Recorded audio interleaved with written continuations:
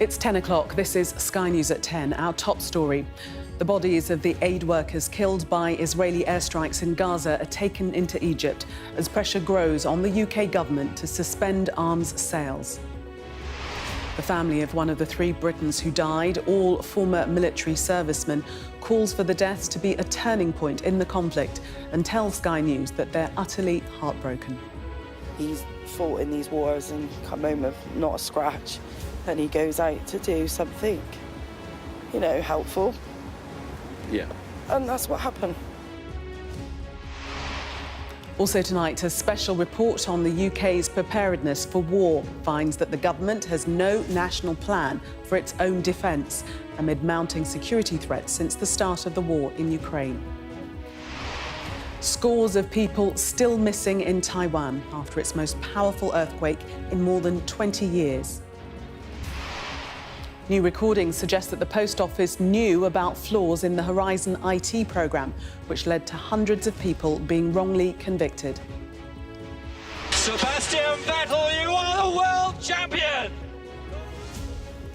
And the 4-time Formula One world champion Sebastian Vettel responds to the allegations against his former Red Bull boss as he considers a comeback. With these things, it's always difficult to know everything, and it would be nice if there was simply more transparency. Plus, we'll take a first look at tomorrow's front pages in our press preview from 10:30 right through to midnight.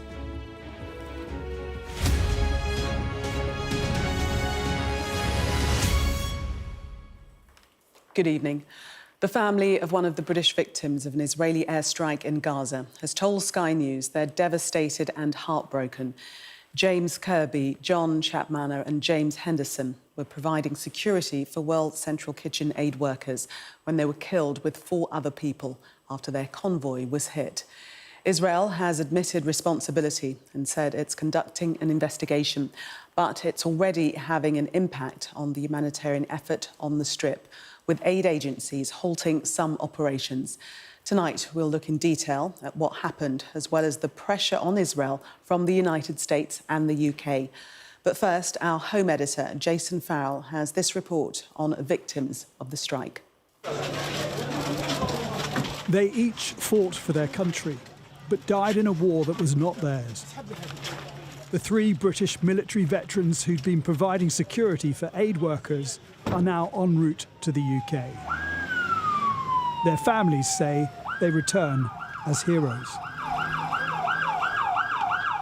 James Kirby, a former army sniper, remembered today by his cousins.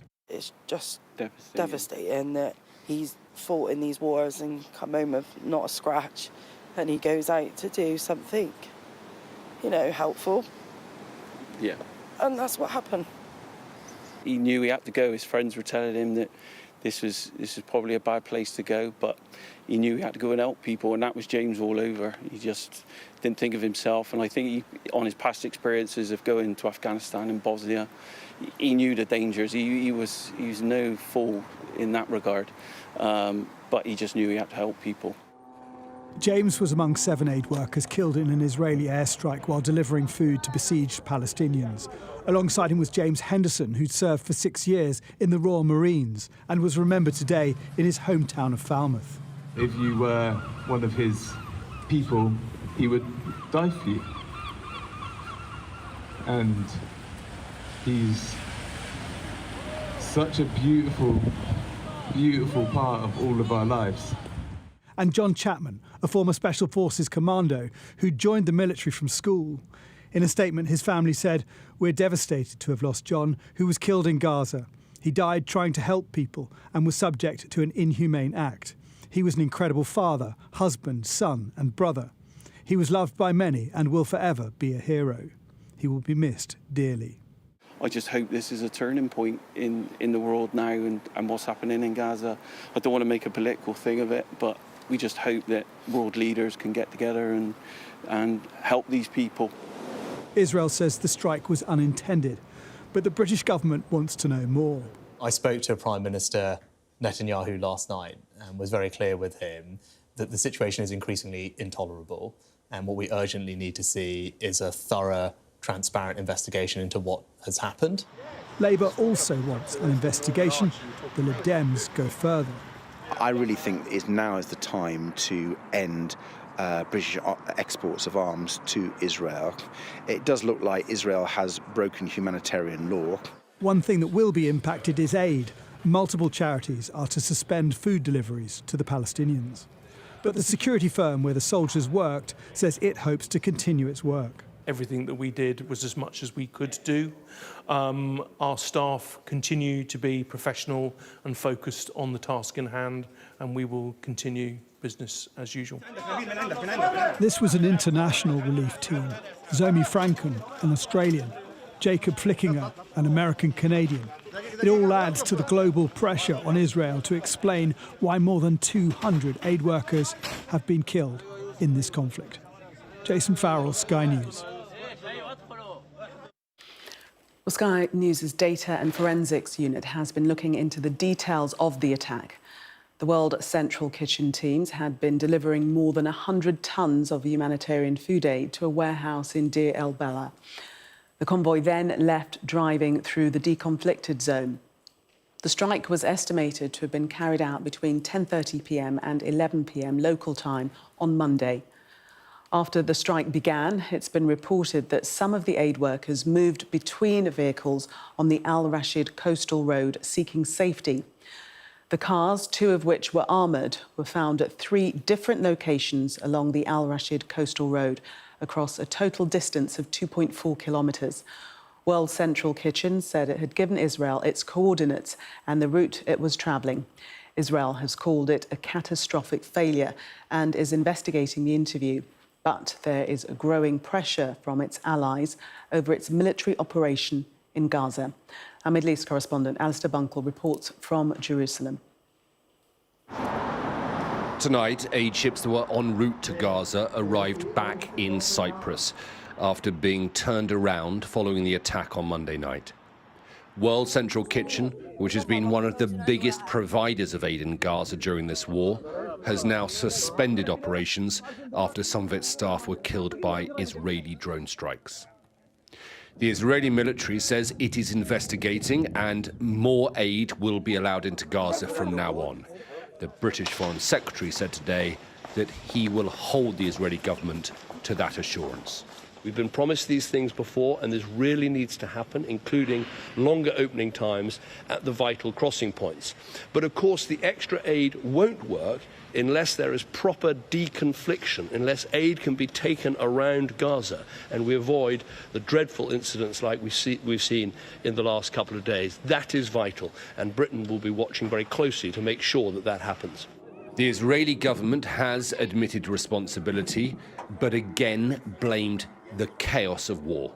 The fault was on Israel's side. It was a catastrophic failure. Yes, of course, it's a war. It was dark.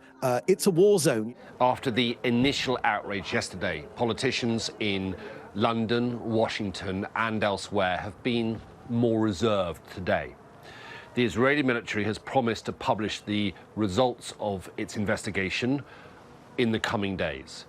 So it could be that Western governments are waiting for that before deciding on their next steps. The 7 killed on Monday were not the first aid workers to be killed in this war. Almost 200 have now lost their lives over the past 6 months of fighting in Gaza. It is one reason why Israel is rapidly losing international support. The IDF and the government here will need to work hard now to win back the trust of their allies. Alistair Bunkler, Sky News in Jerusalem. Well, our US correspondent Mark Stone joins us live from Washington. And Mark, does this change anything now? What are we hearing from the US about this IDF strike? Well, it's changed the language that President Biden has used. His statement released overnight was very strongly worded, but we haven't heard from him today. He was at an event here at the White House earlier on. It was an event to do with healthcare. nothing to do with Gaza. And at the end, reporters shouted questions. He didn't respond. There was an opportunity for him there to make some sort of statement. He chose not to. We have seen other world leaders, the Australian Prime Minister, Britain's Prime Minister, taking to the airwaves to make their views known. President Biden has left it to a statement and to his spokespeople, who have been walking a tight line. Yes, they have been condemning it, echoing the language in that statement by President Biden, but at the same time, they have been repeating what the Americans have said all along, which is that Israel has the right to defend itself and that they will await the results of the investigations. I can tell you, though, Gillian, that I can remember countless times over the past 6 months, and it is almost exactly 6 months since those Hamas attacks in October last year, countless times where the Americans have said they have been concerned about the way the Israelis have been acting, the way they have been prosecuting their war with American weapons, and they've asked for an investigation. We hear that, but we never hear the results of the investigation. I do think in this case, because, frankly, the aid workers were foreigners, we will potentially hear more detail about an investigation. History, though, with Israeli conflicts where Israel is involved, is that the results of those investigations very rarely lead to anyone being held accountable for what has happened. Maybe that will be different this time. In terms more broadly of American military support for Israel, do not expect that to change. And I think there's a simple reason for that. Remember, Gaza is the focus at the moment, but there is a shadow war taking place in the area around Israel, and that is with Hezbollah to the north in Lebanon. The Americans are very clear that if they were suddenly to cut off all military weapons and military support to the Israelis, there would be an existential threat to Israel. Other actors, as they're known in the region, would take advantage of that. There is an existential threat to Israel, and so for that reason, you can expect American military support for Israel to continue. Mark, thank you. Well, we've heard about the pressure on the UK's response to what is happening in the Middle East, but Sky News has found that the government has no national plan for the defence of this country, as the scale of threat has increased since Russia invaded Ukraine, bringing war to Europe. Sky's defence and security editor, Deborah Haynes, has tonight's special report. When the Cold War ended, Mike Parrish picked up a hot bargain. A top-secret nuclear bunker built by the government under his family's farmland. So would we be safe once we got to this part? Well, yes, safer than being outside, obviously, because you've got the blast door to go through to start with. Now a tourist attraction, it's taken on a new relevance amid warnings of future war. The United Kingdom was heavily attacked with nuclear weapons at 1 o'clock this afternoon. This safe house in Essex was one of a network of bunkers tasked with keeping the country running after a nuclear strike. The scale of this bunker underlines how seriously governments during the Cold War took the threat of nuclear attack and global conflict. Thankfully, these defences were never actually needed, but at least they had a plan that was resourced and regularly rehearsed. In the wake of Russia's invasion of Ukraine, Britain has warned of a pre-war world. Yet sources say there's currently no national plan for the defence of the UK if war breaks out. Tucked away in the National Archives are some of this country's old plans. The government war book detailed how the nation would transition from peace to war, but it was phased out after the collapse of the Soviet Union. While the UK relies on its nuclear weapons and NATO membership to deter threats, officials are understood to be developing a cross-government national defence plan.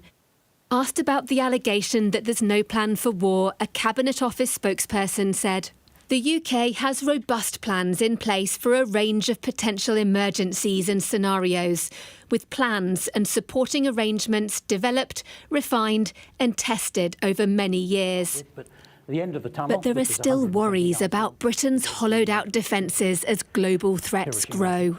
Do you think this bunker might have to come back to life again? It would obviously be something one would contemplate. I've got the keys and I'll be down here. National preparations for war. perhaps no longer a practice of the past. Deborah Haynes, Sky News. More than 100 people remain trapped tonight after the strongest earthquake in more than a quarter of a century struck Taiwan. At least 9 people were killed when the 7.2 magnitude quake hit, causing landslides and leaving some buildings tilted at a precarious angle. It struck just before 8 a.m. local time and could be felt as far as Shanghai in China, with tsunami warnings issued for southern Japan and the Philippines. Multiple aftershocks rocked Taiwan's capital, Taipei, where shock-proof infrastructure prevented severe damage. Worst hit was the eastern city of Hualien, the epicenter of the quake, where more than 1,000 people were injured. Rescue workers are trying to free people stranded. 50 are passengers stuck in 4 minibuses in Hualien, while 70 are trapped in the Heaping mining area. Our Asia correspondent Cordelia Lynch reports. As the ground shakes and debris falls, the news presenter stays incredibly composed. Outside, the moment the capital, Taipei, starts to rumble. It's rush hour, and commuters are suddenly caught up in a terrifying journey. High in the sky, a rooftop swimming pool overflows. The force took many by surprise. Feeling was like being grabbed by someone by the shoulders and shook violently. It was incredibly unsettling. And I felt my eyes pop out of my skull when I checked the news and realized this wasn't actually in Taipei where I was, and was in Hualien, which is very far from where we are.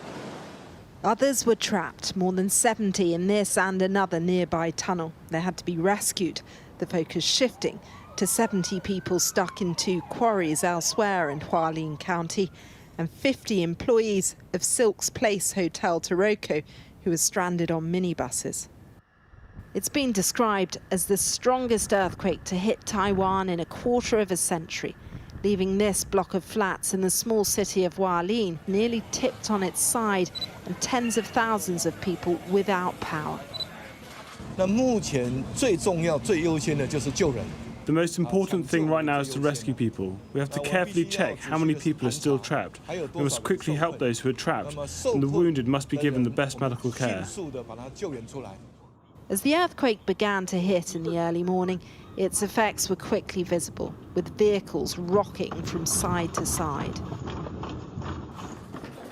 rattling the furniture in people's homes. But there was little sign of panic in a part of the world whose people and buildings are remarkably equipped for tremors. Schools calmly took their students to safety outside, the serenity of some picturesque parts briefly disturbed.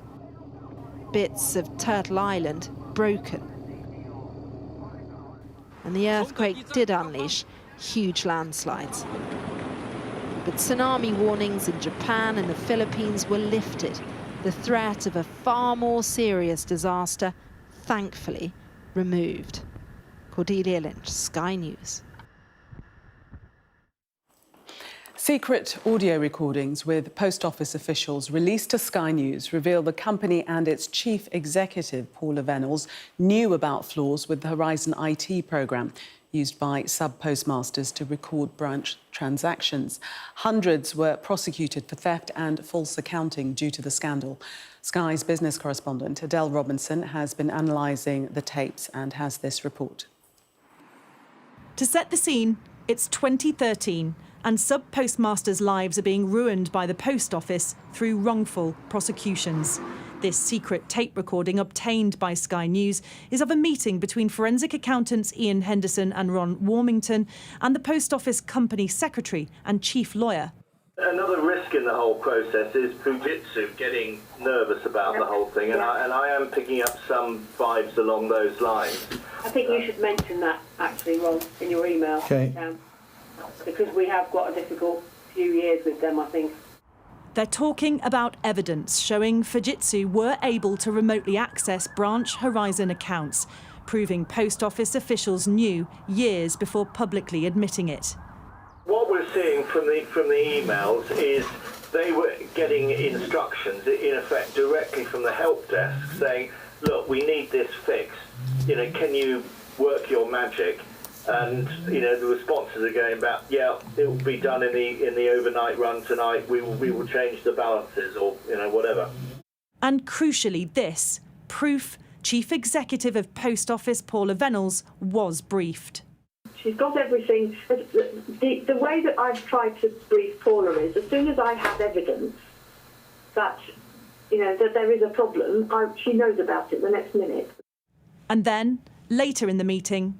Yeah, as long as she doesn't come back and say, look, you mentioned this Bracknell issue, what is he talking about? Oh, we've known about that for, 2 months. She knows about the allegation. At the centre of the scandal is what went on here at Fujitsu's UK headquarters, where a team were able to access and change Horizon accounts all over the UK.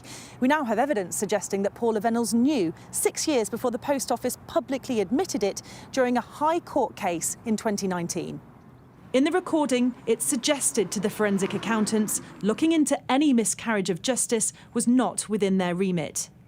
Paula agrees that the original scope of the investigation did not go as far as looking at whether it was the miscarriage of justice point, Ron and Ian. So that's not what she's looking for. She's looking for the systematic, or systemic rather, not systematic, systemic weakness in the Horizon system.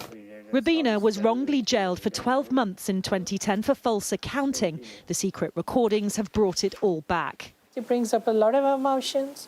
Why did they do this to me when they knew everything? I'm really, really angry about this. Too stressed about it. Post Office says it's fully focused on supporting the public inquiry. Fujitsu that it's providing full cooperation. Paula Venables says she's also focusing on the inquiry and remains truly sorry for the devastation caused. But there's renewed pressure now on the former chief executive, who MPs say they're looking to sanction. Adele Robinson, Sky News. A new opinion poll suggests Labour could win more than 400 seats at the next general election and push the Conservatives into an even worse result than under John Major in 1997. Our chief political correspondent, John Craig, is in Westminster for us tonight. And, John, there have been polls before. There will be more polls to come. What is so significant about this one?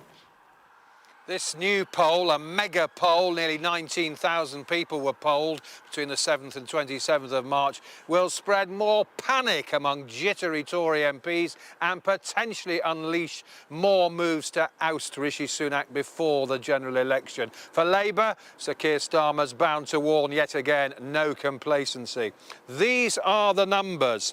This poll by YouGov suggests that Labour would win 403 seats. That's up 201 on the 2019 general election. Conservatives just 155. That's down 210 and 10 fewer than they polled back in 1997.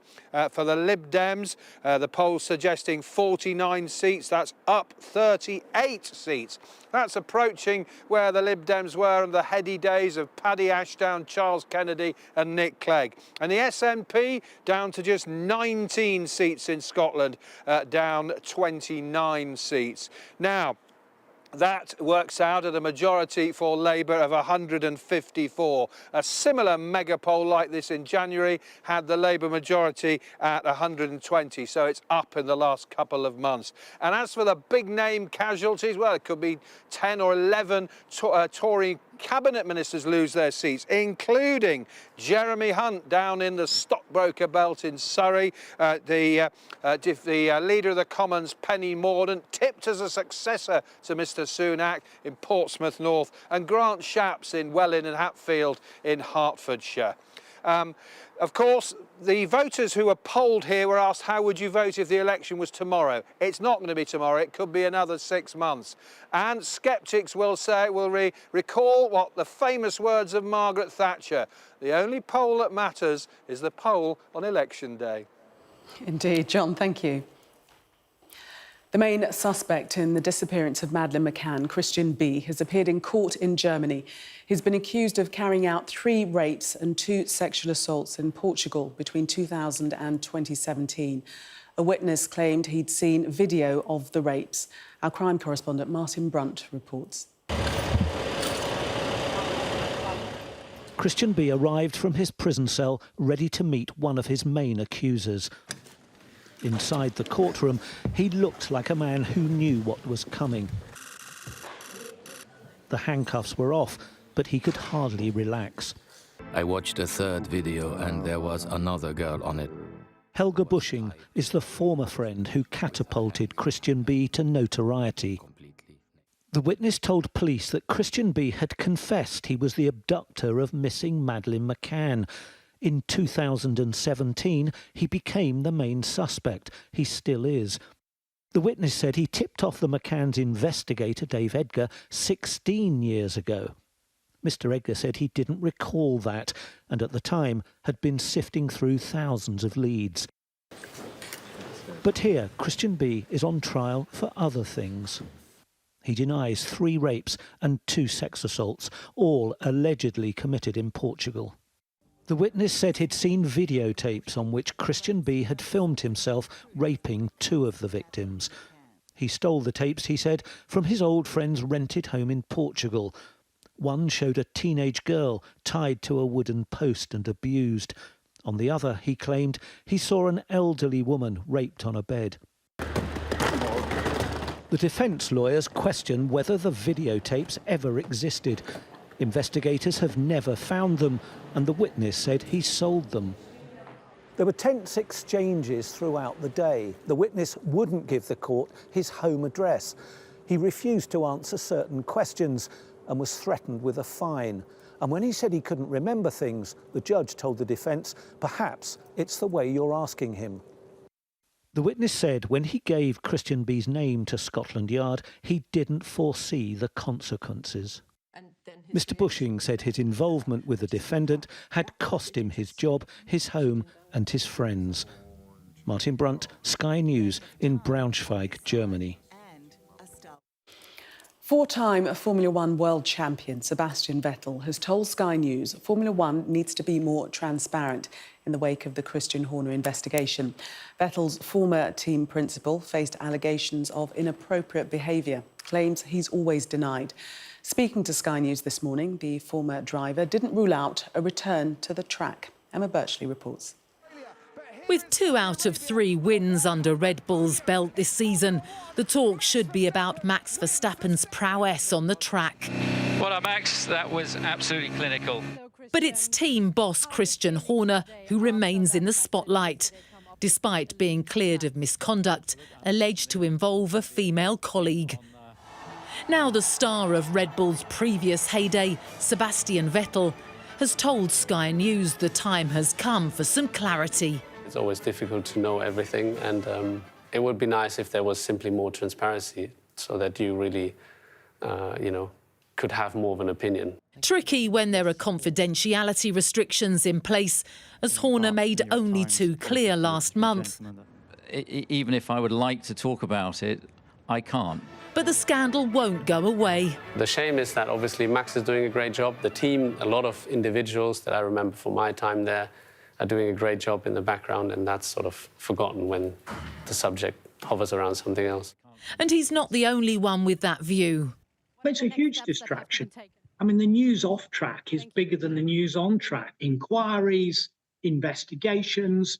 There is so much for the team to lose and not enough for them to win off track in this situation. Sebastian Vettel, you are the world champion! Vettel won 4 consecutive titles for Red Bull between 2010 and 2013, retiring from F1 the season before last. But he hinted he may be considering a comeback, smiling as he spoke of talking with more than one team principal. I'm speaking to Toto. I don't know if that qualifies as Mercedes, so I did speak to a lot of other team principals as well, and not only about racing.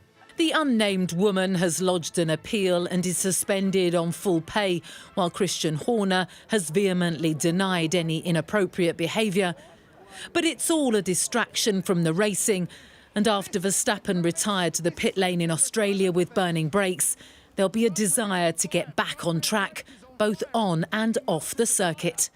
Emma Birchley, Sky News. Artificial intelligence is influencing many aspects of our lives, and the music industry is no exception. More than 200 musicians, including Billie Eilish and Katy Perry, have described the use of AI in music as an assault on human creativity.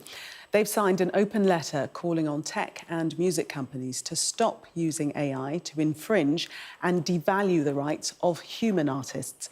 Sky's technology correspondent, Arthi Nachiappan, reports. I used to float, now I just fall down. From Billie Eilish I'm a dog, but I still wanna party. to Nicki Minaj to Stevie Wonder. Around 200 artists have signed an open letter warning tech companies against using their songs to train AI models without their consent, saying, "This assault on human creativity must be stopped. We must protect against the predatory use of AI to steal professional artists' voices and likenesses, violate creators' rights, and destroy the music ecosystem." And that's a potentially huge loss to artists monetarily. The bigger name artists are obviously worried about their work being stolen and their persona and likeness and their voice being stolen. But the everyday working musicians who may not be known, they're worried about kind of what the future is for human musicians.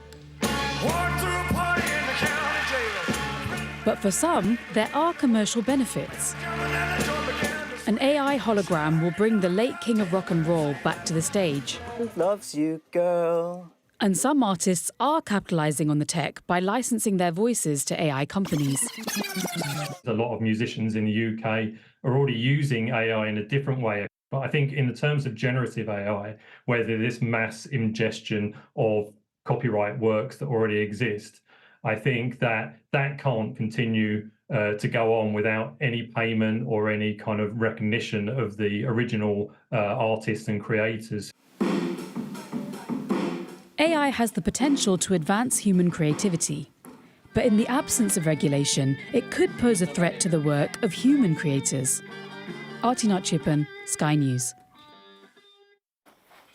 Well, that was Sky News at 10. Coming up, we'll take a first look at tomorrow's newspapers in the press preview. Tonight, we're joined by the Daily Mirror's associate editor, Kevin Maguire, and the Telegraph's deputy comment editor, Annabelle Denham. Now, amongst the stories we'll be discussing, this on the front of the Eye. Its headline, Gaza plunges into new aid crisis. We'll be right back. Do stay with us.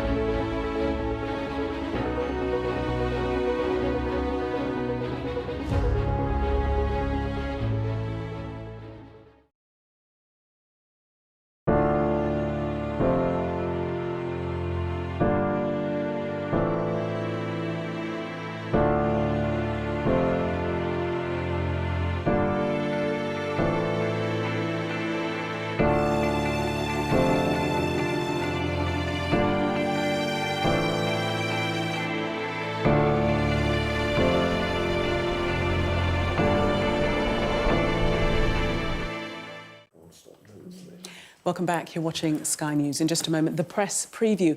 A first look at what's on the front pages as they arrive. But first, our top stories. The bodies of the aid workers killed by Israeli airstrikes in Gaza have been taken to Egypt as pressure grows on the UK government to suspend arms sales.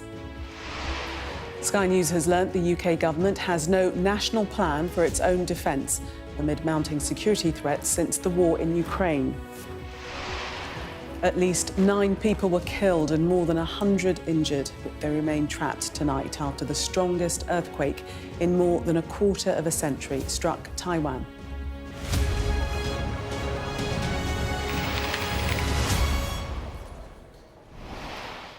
You are watching the press preview, a first look at what's on the front pages as they arrive. It's time to see what's making the headlines with the Daily Mirror's associate editor, Kevin Maguire, and the Telegraph's deputy comment editor, Annabelle Denham. They'll be with us from now until just before midnight.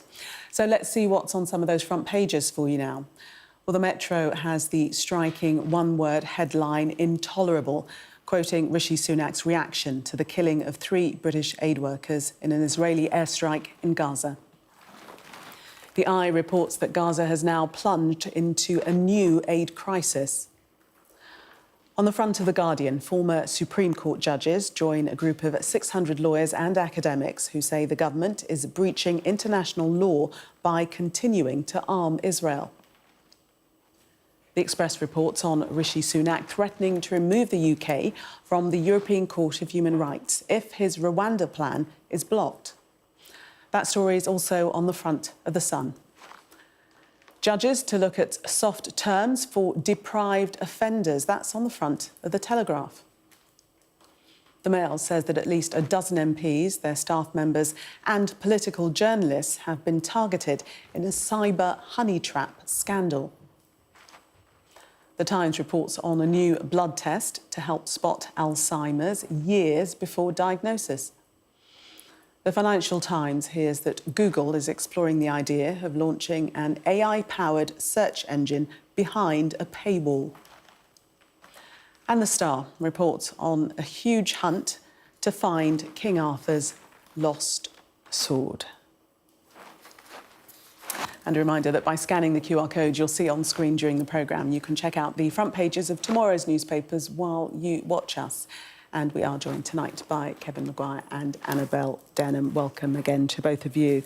Let's start with Gaza, that front page of The Eye showing the devastation, the story about the aid workers, the 7 aid workers, humanitarian aid workers that have been killed in an Israeli strike. New crisis, a turning point. How would you describe where we are now, Kevin? It's a huge crisis. It's a worsening crisis. Look at that picture on the front of The Eye. Forget the earthquake in Taiwan. If you want devastation, it is in Gaza, where Israeli forces have absolutely pulverised the place, which is why there are accusations of ethnic cleansing and genocide, 33,000 people dead. Vast majority women and children. And of course, about 200 aid workers had been previously killed, but of course the 7 included 6 from the developed world, 3 of them Britons, which is why it's now getting so much attention. But as the Eye points out, because aid groups have had to pull their people out because it's not safe, that means the humanitarian crisis will be worse because Israel is accused, and I think with good evidence, of using starvation as a weapon, which is unlawful, breaching humanitarian law. And kids are dying of malnutrition, and all that will get worse. No, it's absolutely horrific. It's why the eyes of the world are on it, and I think people are turning against the Israeli government, even people who've supported it in the past. I mean, I think that's right. I think, obviously, the image just portrays the utter devastation, the destruction wrought on this strip of land that's being reduced to glass and rubble. And, of course, we talked a lot earlier on in this conflict about evacuating people from Gaza, perhaps into Egypt. But the question was always, what would they be returning to once the war had potentially been won by Israel once they had achieved their objective of rooting out Hamas. As Kevin says, thousands of civilian lives have been lost, not least these 7 aid workers in what is a terrible tragedy. These are people who were giving up their time, who are working to protect and look after complete strangers, and they lost their lives in the process. So no wonder there is such outrage, not least among some of Israel's strongest allies, the US and the UK. The question now is how will, well, Britain in particular, respond to this? Will there be some kind of arms sanction? Rishi Sunak's certainly under a lot of pressure to implement one, but at the moment he is holding his position that he wants there to be a thorough investigation. Labour, meanwhile, want to hear the government's legal advice as to whether international law has been broken. I suspect, and especially if you look at the cover of The Guardian with that letter from court judges, former Supreme Court judges, just really tightening the screws, that it may not be long before Rishi Sunak buckles. You've got to say, we're coming up to the 6th anniversary of that horrific Hamas pogrom on October the 7th, when more than 1,000 Israelis were killed, raped, 250 or so hostages taken, and Benjamin Netanyahu, in his killing rage, as Ben Wallace, the former British Defence Minister, described it, has not achieved his aims. As far as we're aware, he hasn't killed the Hamas leadership, never mind destroyed Hamas as an organisation. And the hostages, 100 or so, hopefully are still alive, but are still being held and trapped. I mean, it's, you look at it from Israel's point of view, they may be hoping to drive the Palestinians out somehow, but they have failed at the moment in their war aims 6 months in. And this letter that you referred to, Annabelle, the 3 former Supreme Court justices, that's including the former President Brenda Hale, they're amongst 600 lawyers, academics and retired senior judges, warning that government is actually breaching international law by continuing to arm Israel. That's right. I mean, I think we need to bear in mind that our arms trade with Israel is about 0.02% of their total. Around 60% is from the US, 30%, I believe, is from Germany, 1% from Italy. So we are providing a very, very small fraction of that. It would be more of a symbolic gesture at this stage to really show that we're taking a robust response, that our support for Israel in its aims is wavering. But Kevin, of course, mentioning the 6th-month anniversary of that terrible pogrom on October 7th, the issue is, and remains, that if Israel lays down its arms and bares its neck for slaughter, then Hamas will regroup and they will attack again. This is a terrorist organisation with genocidal aims. And while we're talking about international pressure on Netanyahu, of course, there's also domestic pressure on him. And many Israelis are deeply unhappy with the way that this conflict is progressing. But they are also profoundly uncomfortable with having Hamas as their neighbours and do not want to live in fear that there will be another terrorist attack once they've had the opportunity to rearm. So it's an extremely difficult situation. The 600 lawyers, academics, retired judges, including Baroness Hale, as you mentioned, probably famous for her brooch in the ruling that Boris Johnson wrongly prorogued Parliament, suspended Parliament. Their argument is the International Court of Justice ruled there is a plausible accusation of genocide, and so therefore, if you're supplying arms, you are assisting that genocide. And YouGov have found that the British public, 56% think there should be an arms ban, only 17% not now. Israel had a huge amount of support and sympathy 6 months ago. I think the sympathy is still has to go out to the families of those who were killed by Hamas, those who were raped, injured, the hostages. That sympathy is still there, but I think the state of Israel itself, Benjamin Netanyahu and the Israeli forces and their behaviour in Gaza is costing the country sympathy now. According to The Guardian, party sources believe that Foreign Secretary David Cameron has pushed for the government to harden its approach to Israel, but has been met with resistance from Number 10. But yet, in The Times, we see that the PM refuses to rule out halting arms sales to Israel. Which are we to believe, Annabelle?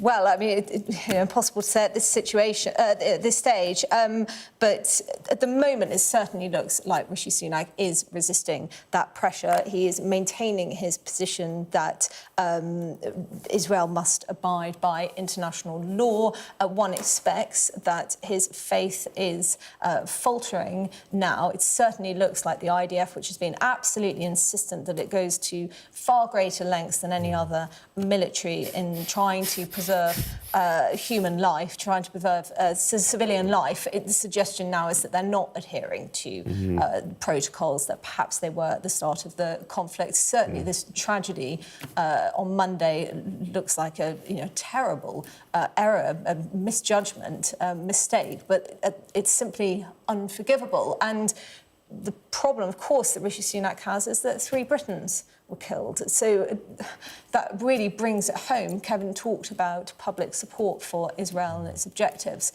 Of course, that's going to waver when it is Brits who are giving their lives to try and help those living in a war zone.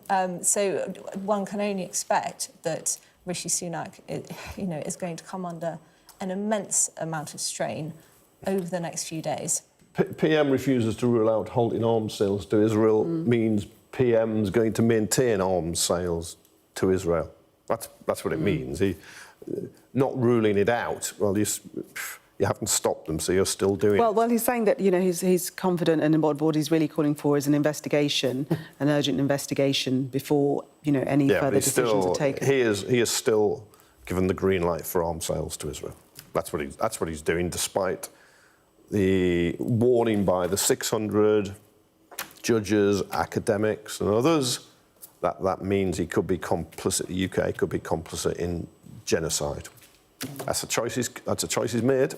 Strong words. I think it's the wrong choice, but I think he's got to go on the legal advice that's provided to which the he government. hasn't published. Which he hasn't published, but it might be highly sensitive information. However, the chair of the Foreign Affairs Committee, Alicia Kearns, has also alluded to the fact that there may be some breach of international law. Annabelle and Kevin, we're going to have to leave it there to take a break. We'll be right back, but coming up, will the government really pull the UK out of the European Court of Human Rights in order to put its Rwanda plan into action? We'll be discussing that next. Stay with us.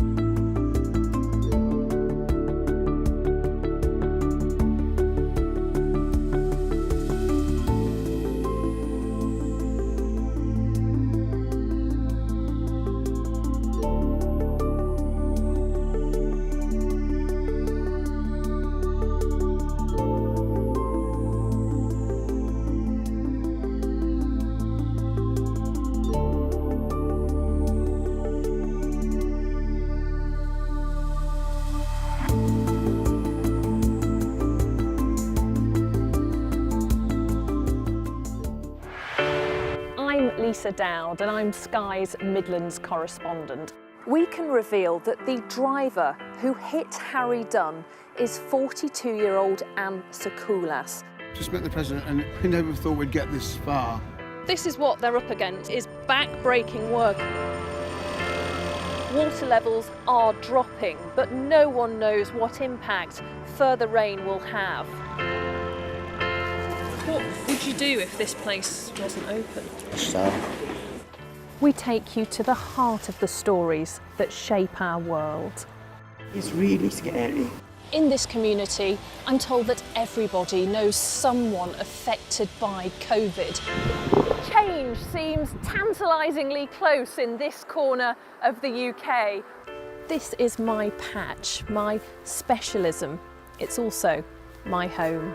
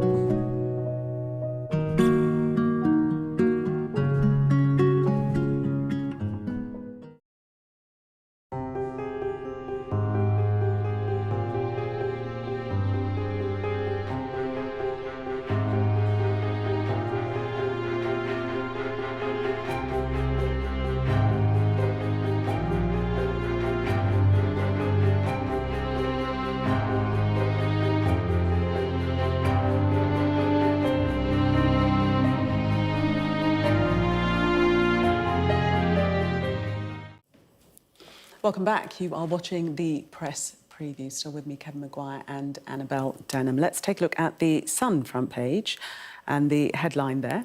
Rishi, he's saying, "I'll quit Euro court." This is if there are any more attempts to thwart his Rwanda plan, Kevin. Really? This is for the criminally gullible.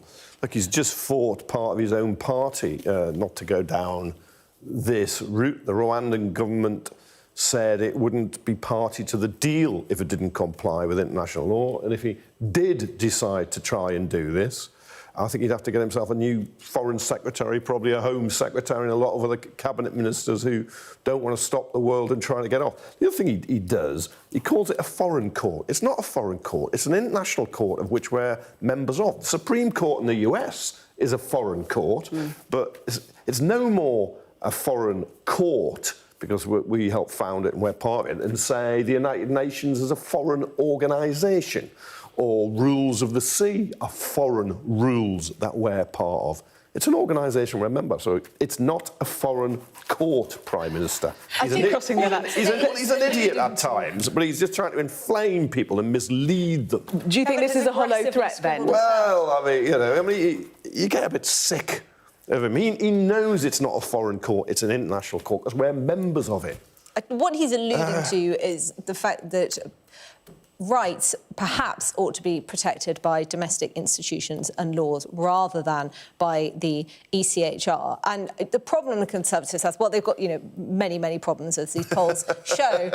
One of the issues is that, rewind to 2016, one of the motivating factors, people voting for Brexit, was that they wanted to take control of our borders and wanted to restore sovereignty. Unfortunately, Rwanda, the totemic policy of this government, encapsulates both of those. If they cannot get Rwanda off the ground, they cannot be seen to be doing something to stop the boats. And I have my doubts over whether this scheme is actually going to make any difference. We'll probably only see a couple of hundred people go to Kigali if indeed it does I think succeed. if one person goes, I think Rishi Sunak would count that as success. As a success. He'd win his bet. One plane. Well, that's why they were offering £3,000 for volunteers. We've only got a minute. Let's get to this dreadful polling for the Conservative Party. Kevin. It is.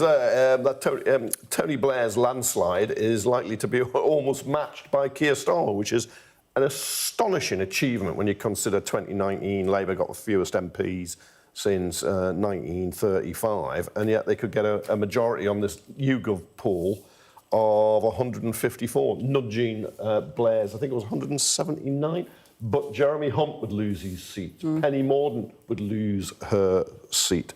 It just gets worse and worse. It's poll after poll now for the Conservatives. You can't just say there's a rogue poll. No, it's not an outlier. There is a pattern. Yeah. And unfortunately, each poll seems to be almost worse than last. Fine, we had one at the weekend that put the Tories at fewer than 100 seats. I think they got 98 seats, whereas this one is saying around 150. It does seem to be getting worse and worse, as you say, for the Conservatives. Kevin and Annabelle, thank you very much for the moment. See you in the 11.